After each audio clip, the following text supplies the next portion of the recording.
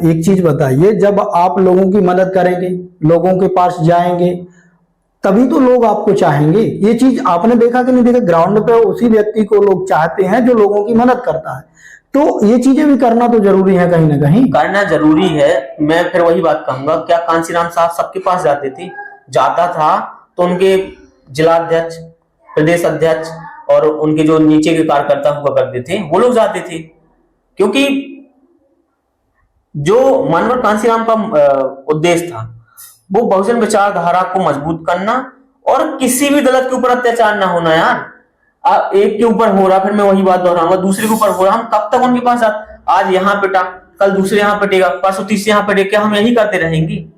क्या वहां जाने के लिए हमारा प्रदेश अध्यक्ष कमजोर है, हमारा जिलाध्यक्ष कमजोर है? क्या ये लोग पढ़े लिखे नहीं है? वही काम तो ये नहीं कर सकते। लेकिन अभी आपने देखा कि बहुजन समाज पार्टी दोबारा उसी रूप में लौट आई है और दोबारा वो खड़े होने लग गए हैं। तो अब क्यों आखिरकार वो खड़े हो रहे हैं? ये चीज पहले भी थी और आज भी वही चीज कर रहे हैं। मैं वही कहूंगा कि ये लोग, जो बहुत सारी गाइडलाइन होती है, पार्टी की जो गाइडलाइन होती है, होता क्या था, जब भी आंदोलन करते हैं तो मनुवादी समाज के लोग जो उनको नुकसान पहुंचाते, इनकी भीड़ में शामिल होकर के इनको नुकसान पहुंचाते हैं। तो घाटा किसका हो रहा? बहुजन समाज का।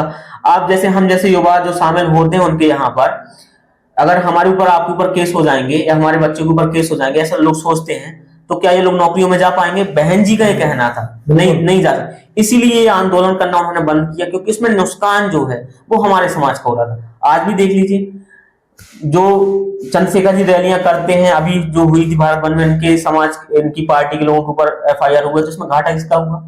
अपने लोगों का हुआ। चाहे वो चंद्रशेखर की पार्टी के हो, चाहे बहुजन समाज की पार्टी के हो, लेकिन नुकसान तो हमारे लोगों का होगा ना। तो ये इस चीज से बचने के लिए बहन जी ने ये सारे उपाय निकाले हैं। और मैं उन लोगों को महा मूर्ख या बेवकूफ भी कहूंगा जो बहन जी के बारे में गलत बोलते हैं।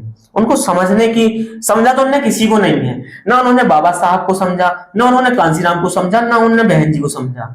यही गलतियां वो करते आ रहे हैं और ऐसी गलती करते जाएंगे तो वो कभी शासन में नहीं आ पाएंगे।